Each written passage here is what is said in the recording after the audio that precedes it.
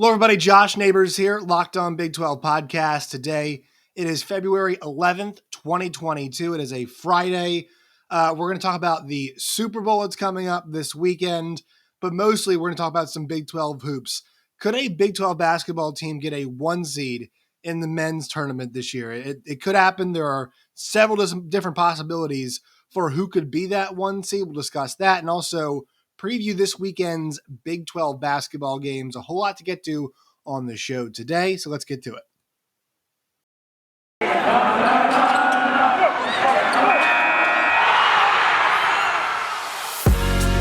You are Locked On Big 12, your daily podcast on the Big 12 Conference, part of the Locked On Podcast Network, your team every day.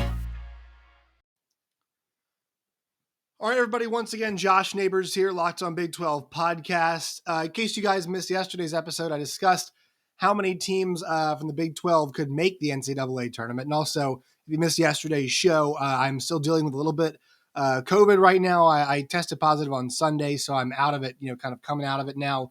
The voice is still not at 100%, so we're getting back there, but able to do shows yesterday and today. So I appreciate you guys sticking with me during this period, trying to get the voice back to 100%. Make sure you guys follow us on Twitter at LOBig12. Make sure you guys follow me personally at JoshNeighbors_. Subscribe to the YouTube channel on YouTube. Make sure you guys like and leave comments. I love all that stuff. Always helps me out and generates show content as well. You guys can find us on all of your podcast platforms. All right, so we're going to look at the rosters here in a second, not just yet, of the Super Bowl teams and look at them from a Big 12 angle because there are some Big 12 players that are involved in the Super Bowl and some prominent ones at that as well. But first, let's talk about some Big 12 basketball. So Joe Lunardi yesterday updated his bracketology, and right now he's got 7 Big 12 teams in the NCAA tournament, and that is tied for the most. The Big East looks like they might get 7. The Big 10 at this point looks like they'll get 7, according to Joe Lunardi, and as is the Big 12 at this point in time.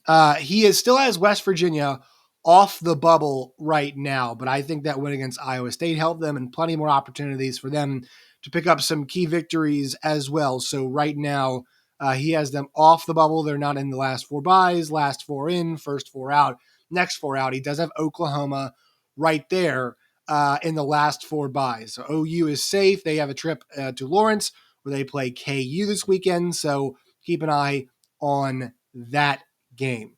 All right, so we'll think about now the 1 seeds. Kind of the big question is, could a Big 12 team get a 1 seed? And last year, there felt like there were 2 options really at one point in time for this. Maybe Texas, if they played their cards correctly, could have gotten all the way up there as a 1 seed. And Baylor obviously ends up being a 1 seed last season. But right now, according to Joe Lunardi, Gonzaga, Auburn, Arizona, and Purdue are all 1 seeds. And I think we have to agree with that at this point in time. As the 2 line, he's got Baylor, Kentucky, Duke, and KU.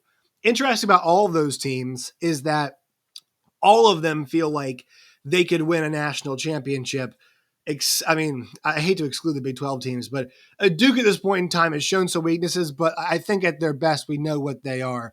I still feel like we haven't seen Kansas at their best just quite yet. That KU game, the Baylor game, was a really good example. I want to see a game where they're pressed a little bit and see what they do, see if they come out and really put their foot down in a game when a team is pressing them some. We saw Kentucky, what they did to them, just demolishing them from the word go. So there are some questions there. But, Baylor and Kansas are the 2 teams right now that are positioned to potentially go and grab 1 seeds. And the problem with that is it feels like Gonzaga's not going to falter. It feels like Arizona at this point, unless they stumble here down the back stretch in the Pac-12, is going to hold on to that spot. Purdue is potentially a weakness there. I think Purdue is the one team that could slip off the 1 line. And we saw them last night lose to Michigan. The problem for this scenario to happen is that they've got Maryland at home. They're at Northwestern. They've got Rutgers at home, at Michigan State, at Wisconsin, Indiana. So they're going to be favored in their next 3 games that they play. They should win all 3 of those, I think. That Northwestern could give them some problems, but I don't think too many. And then they've got 3 tough games to end the year. But if they go 3-0 here and then go 2-1 in those last 3 and have a decent showing in the Big Ten tournament, let's just say that they end up with 26, 27 wins, 28 wins, and 5 to 6 losses. I think in the Big Ten, that's going to be enough for them to secure the 1 seed. So they do have a difficult final 3 games, but the path for them is there. It's just there are opportunities for them to falter. That's why I kind of look towards them, but schedule could help them out. Auburn's the other one, right? The SEC appears to be a really difficult league, and Auburn flirted with losing to Georgia. They flirted with losing to Missouri. They did lose to Arkansas, but that one's not going to hurt them too much. Their schedule, the backstretch, though, is very favorable. A&M at home, Vandy at home, at Florida, who's not been as good this year, Ole Miss at home, at Tennessee, at Mississippi State, and South Carolina. They have a really favorable stretch here in the end, and I also think for them, if they were to lose, let's just say they lose 1 game, I'll even spot them 2 the rest of the way.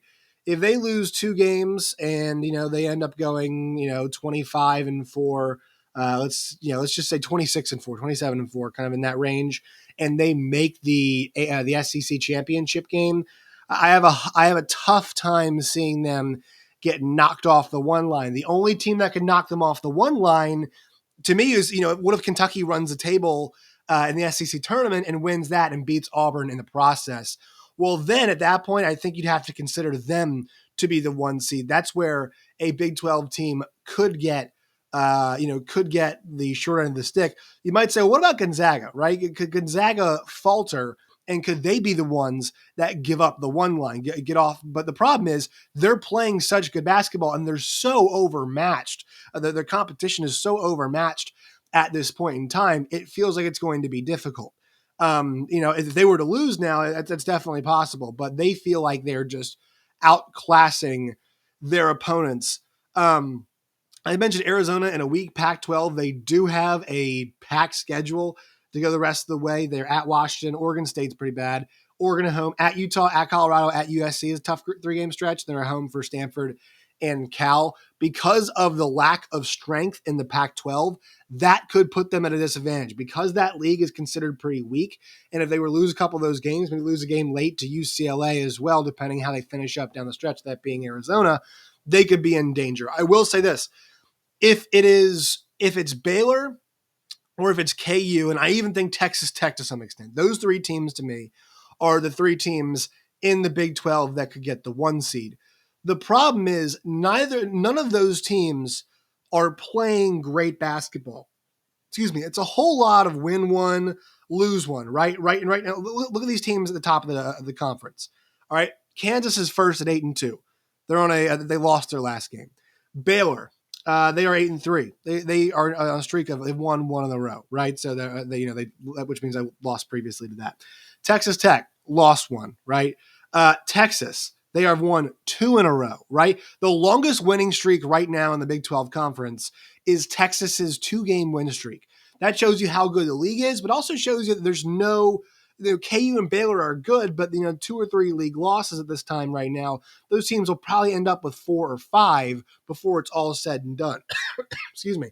And so at 4 or 5 league losses, I think you have a shot to make the 1 seed, but they don't have the inside track, right? Purdue, Arizona, Auburn, those schools right now kind of have the inside track on the 1 seeds, and if they all finish similarly to how KU and Baylor finished, even Texas Tech finishes, then I think those teams get the nod, right? That they kind of have to be supplanted off that 1 line, and as long as you're hopscotching between a win and a loss, or 2 wins and 1 loss, it's going to be tough to do. Ripping off wins is what will put you in position. Now, I'm not saying they're not there, but Kansas has been inconsistent, right? Texas Tech, they've been really good. I think that's the team I look at, and I think when I think about all these teams and who I most feel comfortable with, he said, Josh, pick a Big 12 team to make the Final Four right now.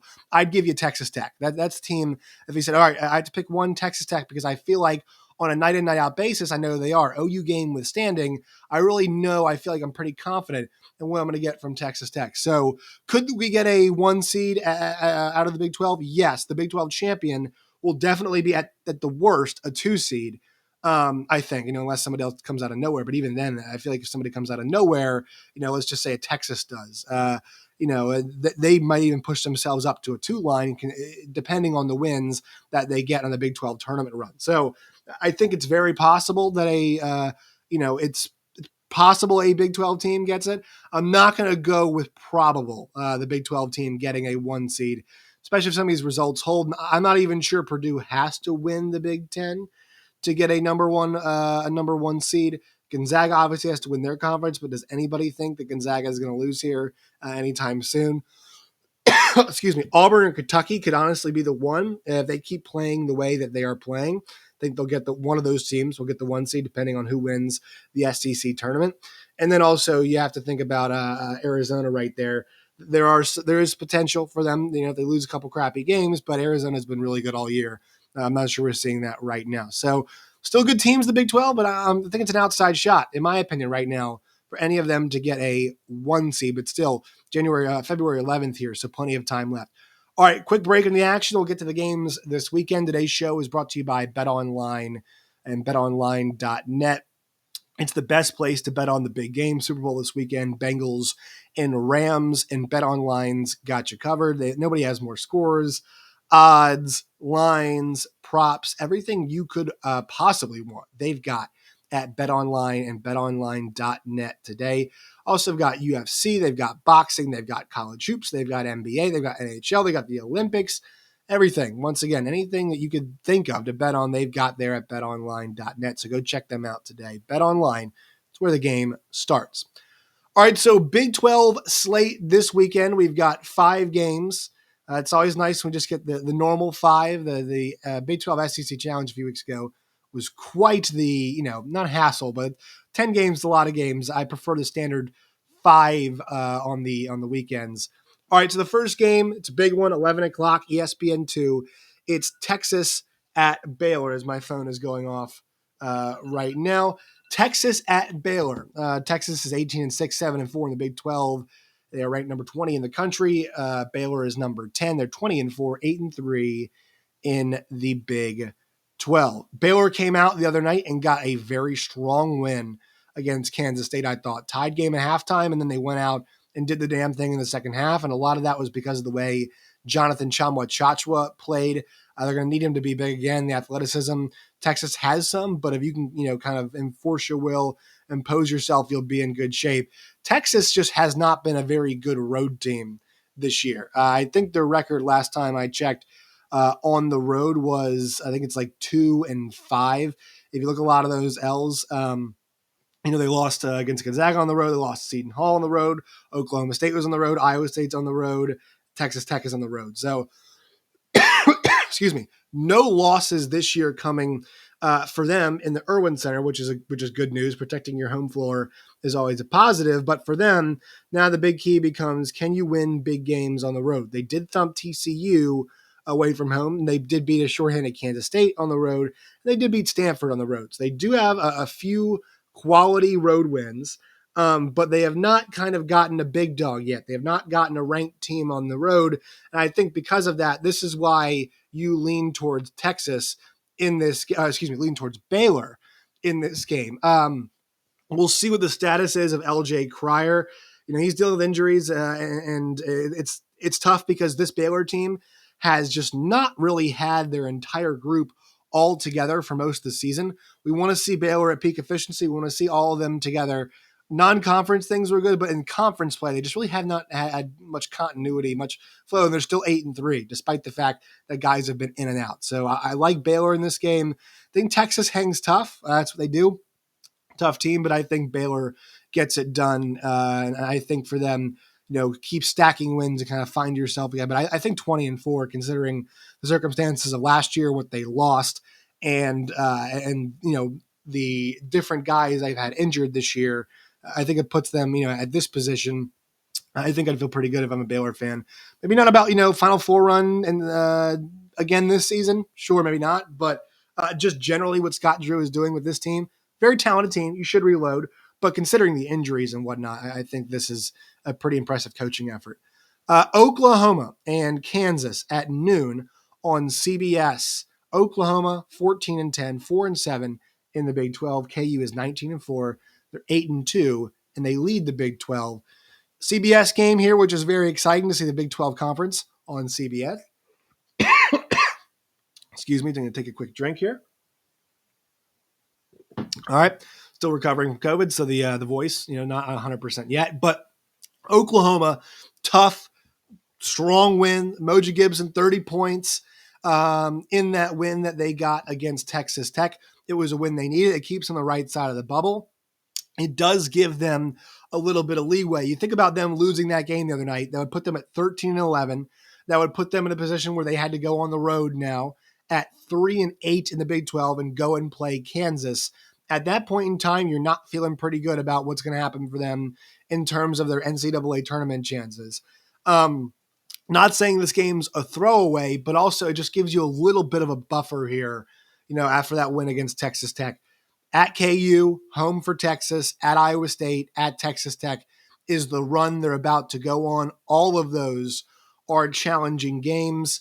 This one in the fog, try to keep this thing close if you can, is the big key. KU, they are coming off their loss against Texas. They're returning home. I think we'd expect them a bit of a cleaner game from them and to come out motivated. And I think what they want to do is they want to get out and transition.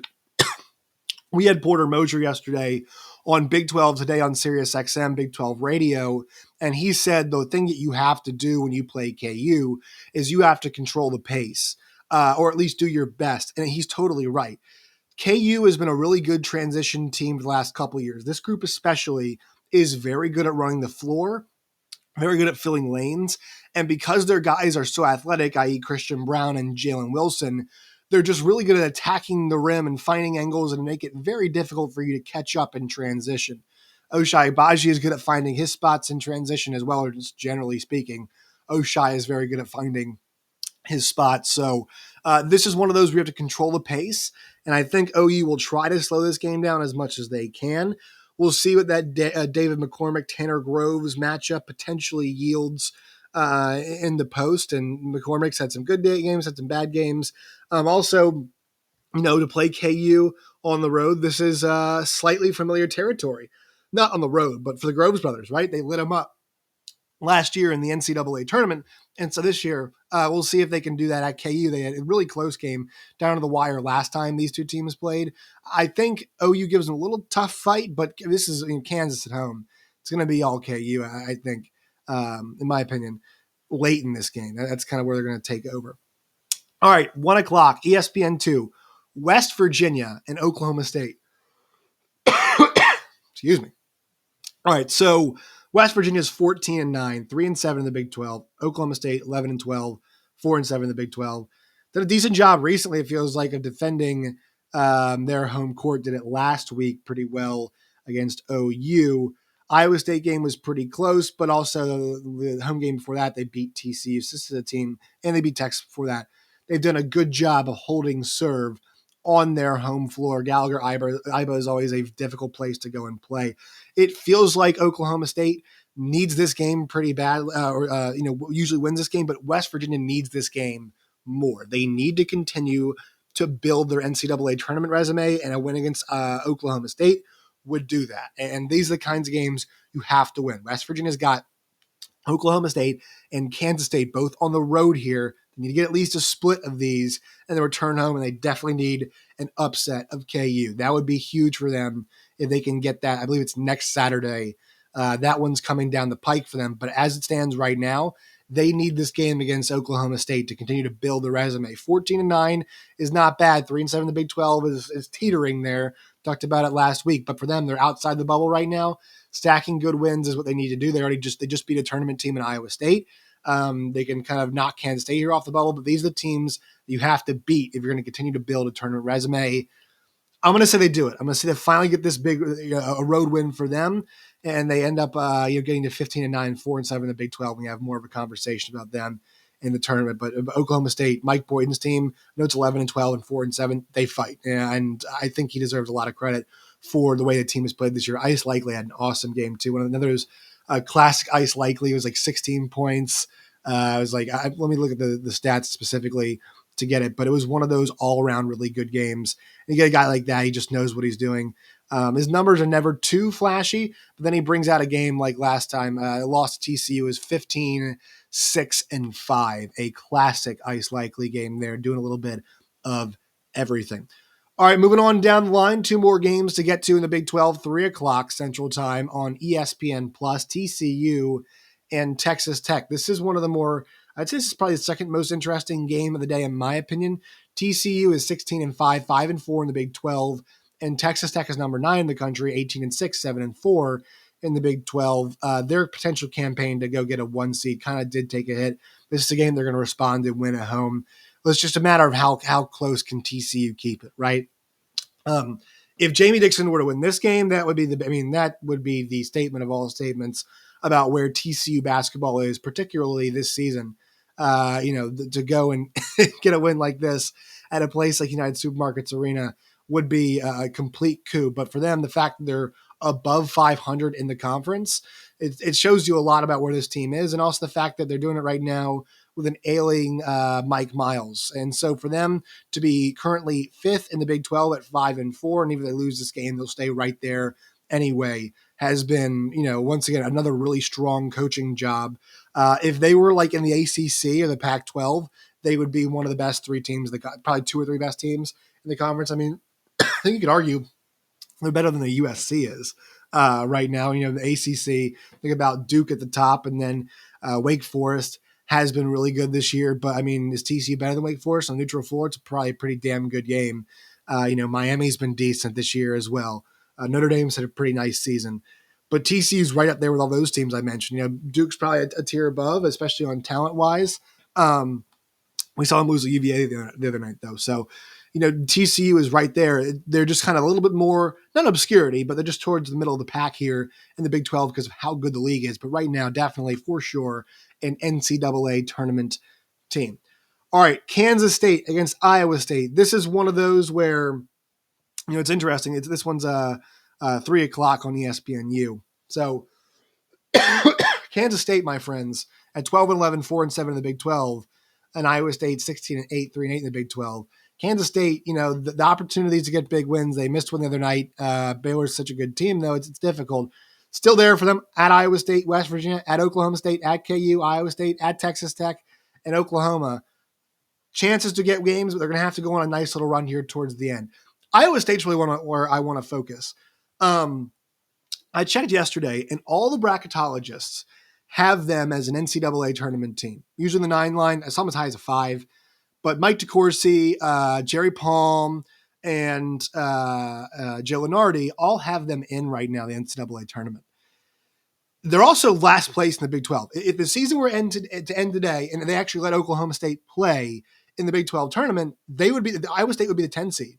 In reality, they're going to be the 9 if this result were to hold, because Oklahoma State cannot play in the Big 12 tournament. But this is weird to see, right? I think we think it's a good team.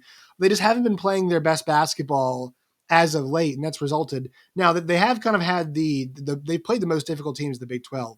The rest of their schedule, they only have 1 ranked team remaining, and that's Baylor in the end of the year on the road. I mean, they've played basically everybody. So they get Kansas State at home, at TCU, home for Oklahoma, home for West Virginia, at Kansas State, Oklahoma State, and then at Baylor. So a lot of opportunities here to solidify their tournament standing, but 3 straight losses for them against KU, against Texas, and against West Virginia. And some of these games weren't particularly close. A lot of them were not particularly close.